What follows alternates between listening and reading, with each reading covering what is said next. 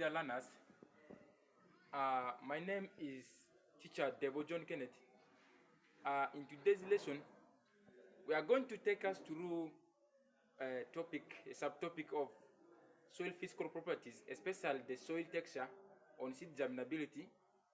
I'm not alone as a presenter. We are in a group, and the other team members will introduce themselves in a subsequent when they come on board.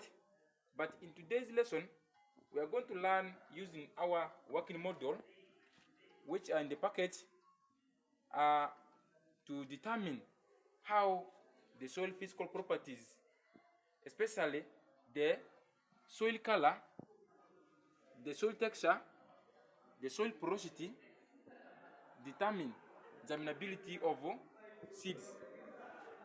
So thank you very much. Let me welcome a presenter to take us through the lesson development to determine the germinability. Thank you. Okay, greetings once more, members.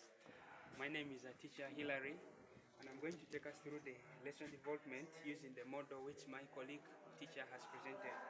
We have a scenario here that a farmer named Musa wants to plant beans, but he has been facing or struggling with the low germination rates in his fields and is losing money on seeds. He has brought to you the three soil samples or types. We have a soil sample A, which is here. We have a soil sample B, which is here. And we have a soil sample C, which is here. And from his fields with different rates on the support of the seeds germination, you as an agricultural extension officer in the district that is frequently affected by inconsistent rainfall. And then from the scenario, we have a task here that using the materials provided in your groups, you're going to design and execute a practical investigation to advise farmer Musa on the best soil to plant his seeds. We did see the soil samples, and then we also have the soil, rather the seeds. The seeds are here. And then what we're going to do here, you're going to measure some quantity of soil you're going to put in these containers. We're going to measure them here. We have soil sample A, we have a soil sample B, and then we have a soil sample C.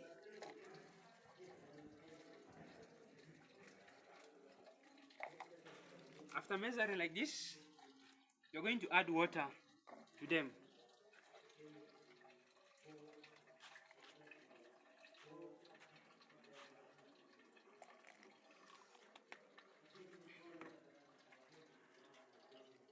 Then you're going to what? You're going to introduce your soil, rather your seeds.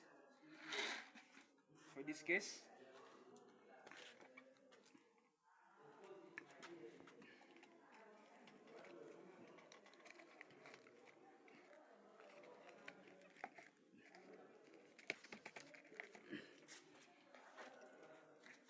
then you're going to leave those containers with the components to remain, and then you're going to do some observation as well, recording of what is happening there.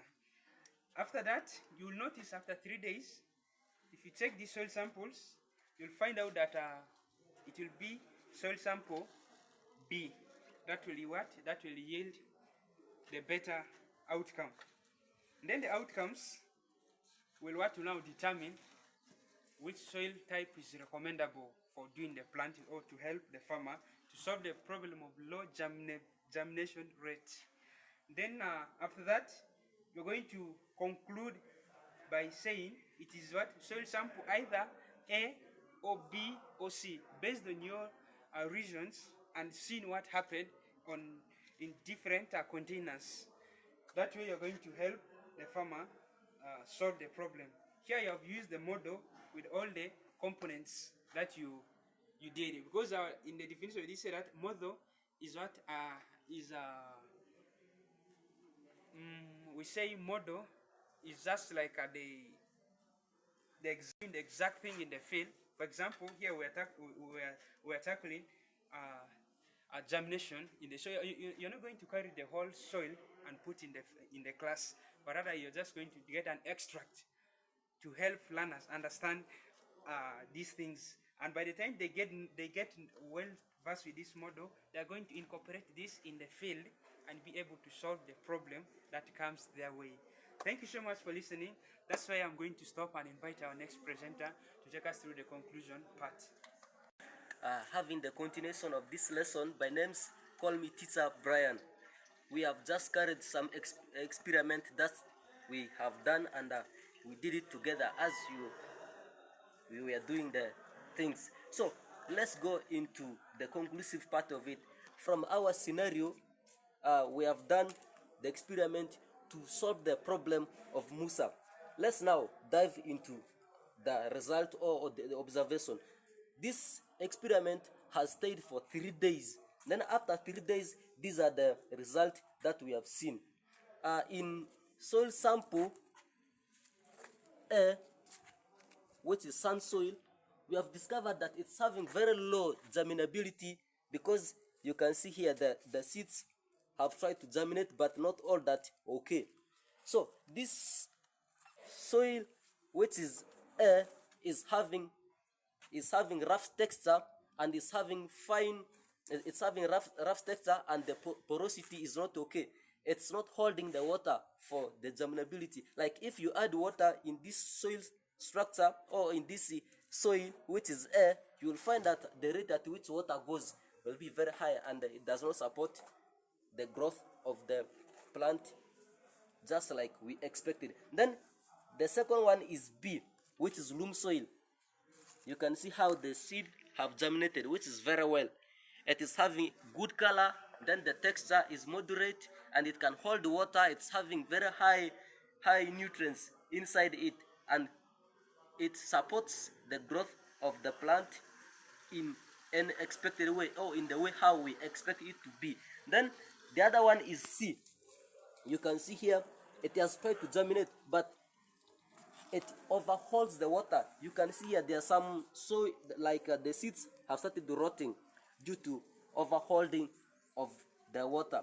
So we are going to tell Musa that from our scenario, the best soil, which is for growing of seeds or crop, is loam soil, which is B.